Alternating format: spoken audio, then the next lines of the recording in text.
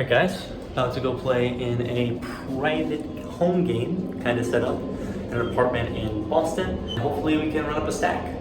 Good luck us.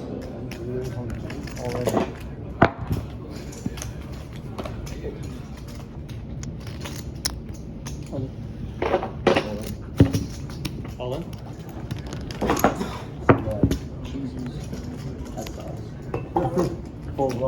Yeah. Are you serious? This is not really how I wanted my night to end.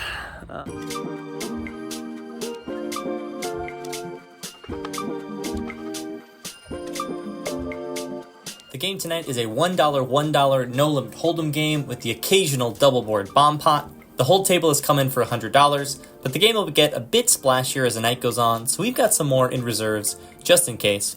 We make a new friend before it's time to get started. For our first hand of the night, we are in the low jack with ace-king offsuit. There's an under-the-gun raise to $2 and a middle position caller. We 3-bet up to $7, maybe on the smaller side. We are fairly short though. It folds around to the big blind and he 4-bets up to $12. A little bit unorthodox. I didn't read too much to the sizing in game. I think this is probably just a pure misclick. In equilibrium, we're mixing between flatting in position and keeping in his dominated hands, and just going for it. Early on in this game though, I kind of wanted to get more money on the table, so I didn't mind taking the high variance route, so I announced that I'm all in.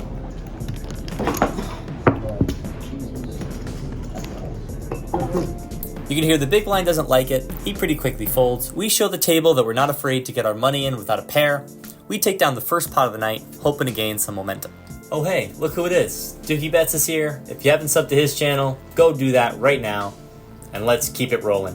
For this next hand, we're going to look down at the good old King 10 offsuit on the button. There is an under the gun open to $4, and honestly guys, this one we probably should just be pitching pre-flop. Even though we have position, probably just not good enough to play against a narrow under the gun range, but when a player in the hijack gets involved that I kind of want to play pots with, we're also going to call behind. The blinds are going to get out of the way, so we'll go 3 ways to a flop with $13 in the middle, and it's a pretty do-nothing flop. Flop comes out 5-3 deuce with 2 diamonds. We have 2 overs and a backdoor diamond draw.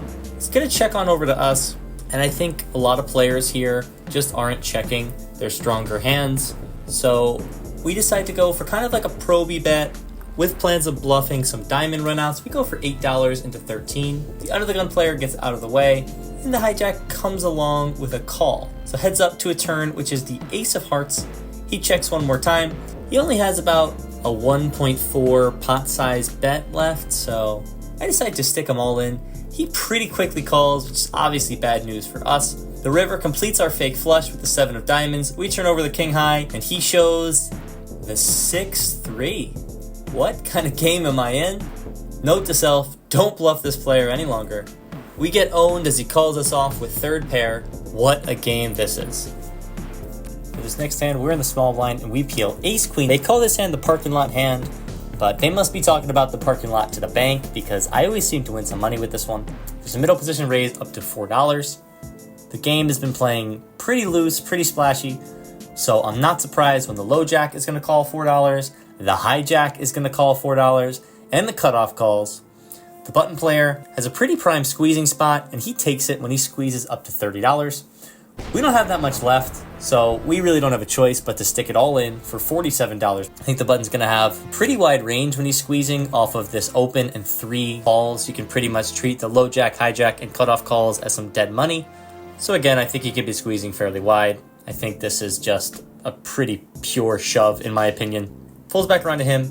He calls. It's a pretty friendly game, and I am a new player in this game, so when he asks me how many times I want to run it, I tell him it's up to him. He decides on twice. He has ace-king offsuit, so kind of a worst-case scenario for us. We're going twice, though. The first flop is pretty clean. We do turn a pair, but that's not going to be good enough to win the first run out. But there is a queen in the door on the second board. We're going to hold that one. We chop this over $100 pot.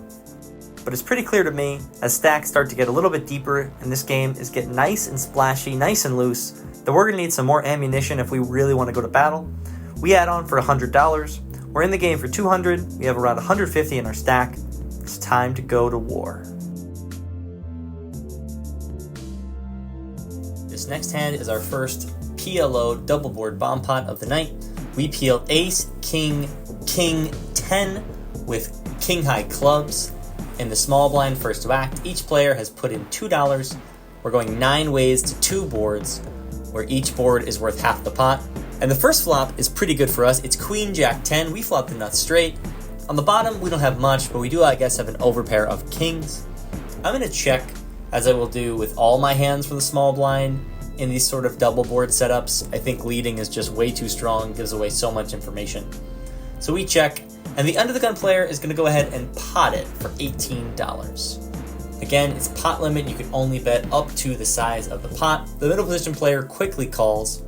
It's already kind of a tricky situation because while we have the nuts on one board right now, any board pair can change that. Definitely a rainbow board with queen, jack, 10 rainbow makes us feel a little bit better. But we might have some cause for concern when the low jack raises to $66 and the high jack snap shoves his stack in. The high jack was a bit of a looser player, so I think he could be doing this a bit wider than normal. If we didn't have kings, we might just fold here as we wouldn't have much on the bottom board. But I think with the overpair, we could still be beating a lot of hands like 8-9 or pocket 10s, pocket jacks on both boards. So I think shoving is probably the right play here. Let me know in the comments what you guys think. I'm definitely not an expert at these PLO games, but I have the nuts and an overpair. It's got to be good enough to go with. When it is so multi-way like this, I definitely don't expect to have the best hand on the 8-7-4 board, but we can always improve to a set of kings, I guess. And I don't know, man. Again, I have the nuts. I don't think I can really fold, especially not with the overpair. So it's going to fold back around. There's going to be a side pot. With the hijack, it's going to be a nightmare to do the math out here. I'm just going to show you guys what I'm in for. Middle position is going to call our all in, and the low jack calls as well.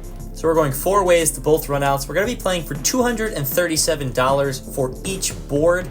The turn is clean on the top board, and the river is as well. We retain the nuts. We turn the hands over to show that the low jack player flopped a set of 4s. The middle position player flopped a set of jacks, and the hijack just kind of has naked pocket kings, so couldn't get away from an overpair. That's great news for us. We kind of cooler the middle position player with Broadway over a set. We of course are not going to beat pocket 4s on the bottom board. However, we're going to scoop the top board, so we'll be bringing in $237 from this pot. We started it with $128, so that's a pretty healthy profit there.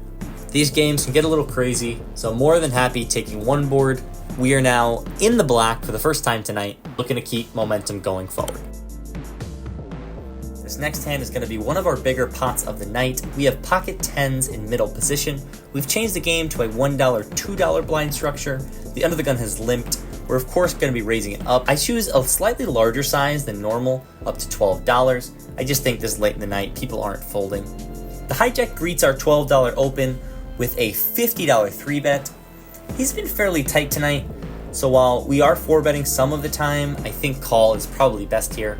That's the option I choose. We're going to go heads up to a flop out of position with $105 in the middle, and we absolutely smash it. The flop comes 10-7-7. We have top full house. I check it over and flow to him. He's going to go for the solver approved half pot C-bet on this board for $55. I do a bit of posturing. I don't think there's much to be done other than call here, but I'm just considering what I'm going to do on certain runouts. Do I have any leads across turns, or how I'll play rivers if he checks back the turn. Eventually I call, and the turn is the ace of clubs. Aces grabs the lead back from us, but a lot of his hands like ace king, ace queen, ace jack that were unpaired on the flop now pick up a pair. This might be the reason why the solver likes to donk for a small size. As played, we check it over to him, and he pretty quickly checks it back. We're heads up to the king of spades river. We only have $125 left. It's slightly over half pot. I think his range consists of a lot of hands that will probably call a bet, but check back if we check to him. So we decide to target that middle of his range, and we go all in for $125. If the hijack has a hand like ace queen or ace jack suited, whose kicker won't play anymore, he might feel obligated to call off this bet. We don't get snap called, so we know we're best. Rooting for a call. He probably would have called with a hand like ace king or queen jack by now. So as more time goes on, it seems more and more likely that he has a hand like ace queen or ace jack. He's taking his time, being very thorough with his decision. The The hijack seemed like a good player. Maybe he's good enough to get away from a hand like ace-queen, but then again, maybe not. The hijack flicks in one chip for a call. We fast roll over pocket tens. They're the best hand. We get a dream run out to get all the money in. We've more than doubled our buy-in, and this game is just getting started. If you're liking the video so far, I would appreciate it if you drop a like, leave a comment, I'm more than happy to get back to you, and subscribe to the channel. It really helps me out a lot. I appreciate all your support. Before we get back to the hands, I want to pay my respects to Doyle Brunson. Rest in peace to the godfather of poker. Well, you know, Doyle Brunson created all this. Without Doyle Brunson, poker wouldn't be as popular as it is today. You know, he wrote the Bible on poker. We come to another double board PLO bomb pot. We're dealt 9-9 deuce 10 double suited, so we have a pair of nines and the Doyle with two suits, which I guess is pretty nice. We're in the hijack for this hand, and we absolutely smash both boards. We have a flush draw and bottom pair on the first board, but more importantly, we flop top set, so when it checks to us, we're gonna do our best Chapel Roan impression. We make it P-O-T-T-O-G-O. We pot it for $18. Let me know in the comments what you guys think about the graphics on these double board bomb pot hands. Do you prefer how it was the first time where I split the two pots, or this time where the pots are combined? Let me know. Either way, Dookie bets calls from the small blind and the middle position player calls as well. Going three ways to a turn. And you wouldn't know because I blocked it out so masterfully with our hands, but we turn quads on the bottom board. The queen of clubs on the top board doesn't really help us. We still have our naked flush draw. It's gonna check over to us again, and I flirted with the idea of going for pot again, but I think that we can maximize our value here more by betting slightly less than pot, hopefully to generate some calls from flush draws that are drawing dead on the bottom board. Our plan is to jam all rivers, so I want to set it up where we have about a pot-sized jam left. So after thinking for a while, I ultimately decide to go slightly south of pot. I bet $50 into 72. Since we don't really have much on the top board, it's kind of tough to scoop here. I think the ideal scenario for us now is that they both have flush draws, that they call the turn and then fold the river. But Dookie Bets doesn't much like the idea of calling the turn and folding the river. In fact, he reaches back into his stack and announces a pot-size raise up to $222. I want you guys to listen closely to the next part because it happens pretty quickly. I fold. All in. Yeah. We're gonna chop this, by the way. Yeah, let's do it. I have quads. Oh, we're not dropping. We're not chopping? Oh, no.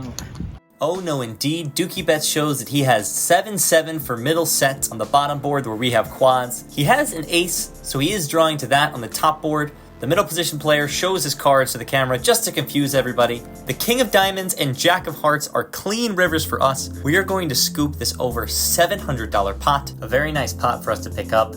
Kinda bittersweet that we pick it up against our only friend in the game, but it is what it is. That is the game that we play. There are a couple of VIP players on the way, and there's some concern at the table that there might not be enough seats. Bro, I don't think you have to sit out. I think we have just enough. No, we have 11. We have 11? Hold'em is usually played with a maximum of 10 players. It's fun to have vloggers in your game, but probably less fun when they start winning some chips. The host of the game has some VIP players coming in. I can read the writing on the wall, and I've won enough for tonight. I decide to rack up and book a win. All right, just wrapped up a session.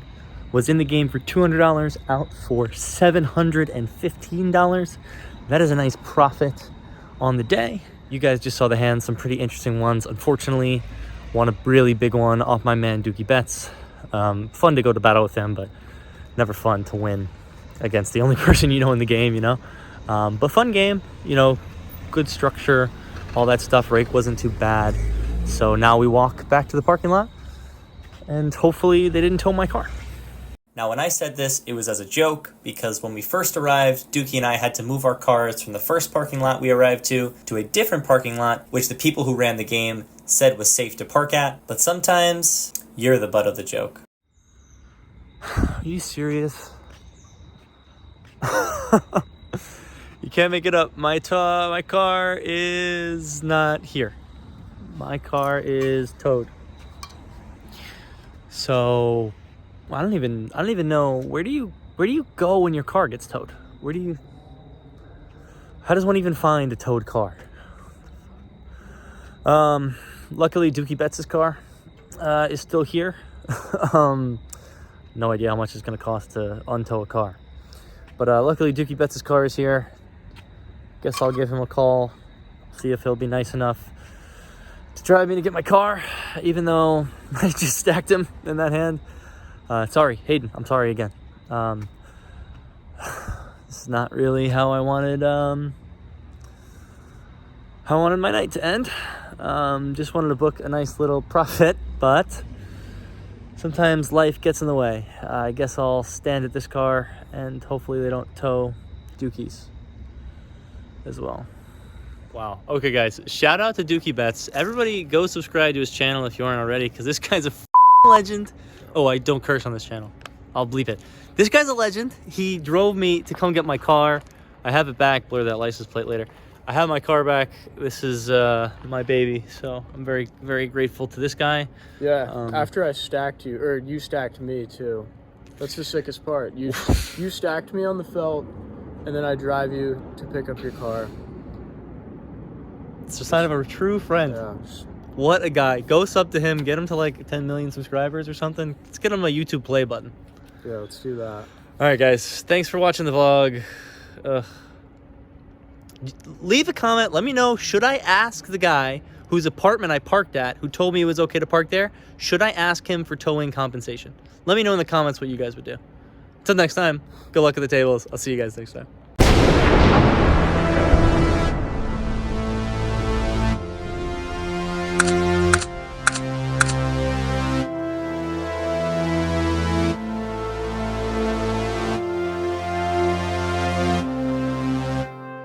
If you like this beat, check out the description below for more information on the artist who made it and how you can best support him.